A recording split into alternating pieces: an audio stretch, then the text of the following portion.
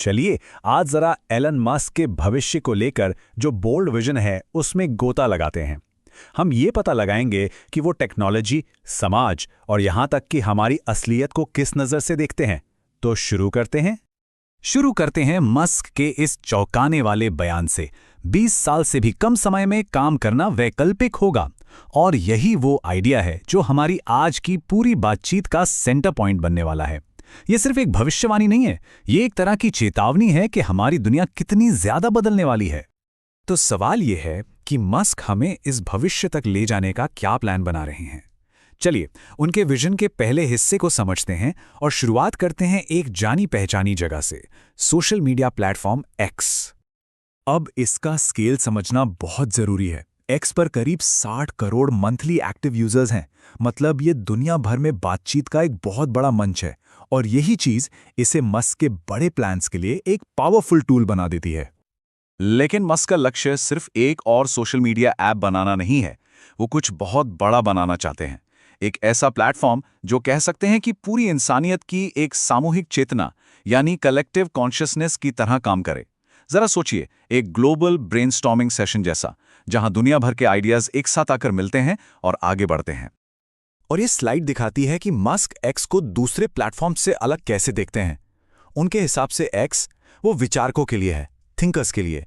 इस सिर्फ dopamine hits देने वाली वीडियो स्ट्रीम्स के लिए नहीं है, जिसे वो कभी-कभी ब्रेन रॉट भी कहते हैं।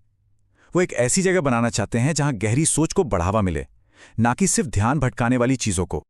और सामूहिक चेतना का यही आइडिया हमें मस्क के अगले और शायद इससे भी बड़े आइडिया की तरफ ले जाता है, और वो है आर्टिफिशियल इंटेलिजेंस से आने वाला सामाजिक भूचाल। मस्क के अपने शब्दों में कहें तो एआई से आने वाला ये बदलाव कोई धीरे धीरे होने वाली चीज नहीं है, ये एक सुपरसोनिक सुनामी है। मतलब ये एक ऐसी ताकत है जो हमारे समाज के हर पहलू को पूरी तरह से बदल देगी, और हमें इसके लिए तैयार रहना होगा। तो ये बदलाव होगा कैसे? ये स्लाइड मस्क की टाइमलाइन दिखाती है। उनका मानना है कि सिर्फ 3 साल के अंदर हम डिफ्लेशन देख सकते हैं, मतलब जहां चीजों और सर्विसेज की कीमतें कम होने लगती हैं, और 20 साल से भी कम समय में काम करना वो पूरी तरह से एक ऑप्शन बन सकता है। तो हम सब एक सिंगुलैरिटी की तरफ बढ़ रहे हैं। ये एक ऐसा पॉइंट है भविष्य में जहां टेक्नोलॉजी इतनी तेजी से आगे बढ़ेगी कि हम अंदाजा भी नहीं लगा सकते कि आगे क्या होगा। आप ऐसे समझिए कि आप एक ब्लैक होल के किनारे पर खड़े हैं, आपको नहीं पता कि दूसरी तरफ क्या है। अच्छा, अगर काम करना ही ऑप्शनल हो गया तो फिर पैसे का क्या होगा? हमारी सैलरी, बजट, सेविंग्स, इन सब का क्या? इस पर मस्क के जो विचार हैं वो तो और भी ज्यादा रेडिकल हैं। इसे समझने के लिए हमें पैसे के बारे में थोड़ा अलग ढंग से सोचना होगा। ये सिर्फ पावर नहीं है, ये असल में इंसानी मेहनत को ऑर्गेनाइज करने का एक इंफॉर्मेशन सिस्टम है। ये एक बहुत बड़े डेटाबेस की तरह है जो ट्रैक करता है कि कौन क्या काम कर रहा है और उससे बदले में क्या मिल रहा है। तो ये स्लाइड हमें उस सबसे बड़े सवाल पर ले आती है कि अगर रोबोट्स और एआई ही सारा काम करने लगें तो फिर ये इंफॉर्मेशन सिस्टम जिसे हम पैसा कहते हैं, क्या वो बेकार हो जाएगा? क्या हमें इसकी जरूरत ही नहीं पड़ेगी? मस्क का जवाब है हाँ, पैसा गायब हो जाएगा और जो इकलौती असली करेंसी बचेगी वो फिजिक्स पर आधारित होगी, एनर्जी। आप कानूनों से एनर्जी नहीं बना सकते, ये तो यूनिवर्स का एक फंडामेंटल हिस्सा है। मतलब उस भविष्य में हमारी कुछ बनाने या करने की काबिलियत इस बात पर निर्भर करेगी कि हमारे पास एनर्जी कितनी है। ये भविष्य जो साइंस फिक्शन से काफी प्रेरित लगता है, हमारे आज के इकोनॉमिक सिस्टम से बिल्कुल अलग होगा। एक ऐसी दुनिया की कल्पना कीजिए जहां हर चीज इतनी ज्यादा मात्रा में मौजूद है कि किसी को कुछ खरीदने की जरूरत ही नहीं है। जो भी चाहिए या जो भी सोचा वो आसानी से मिल गया। और अब चलिए इस विश्लेषण के आखिरी और सबसे दिमाग घुमा देने वाले हिस्से पर आते हैं। अब हम सबसे बड़े सवालों पर जूम आउट करने वाले हैं कि असल में ये जो रियलिटी है इसका नेचर क्या है। और यहां आता है वो अल्टीमेट फिलॉसॉफिकल सवाल जो इस पूरी सोच की नींव में है। क्या ये जो हमारी असलियत है ये सच में असली है, या फिर हम सब सिर्फ एक सिमुलेशन में जी रहे हैं?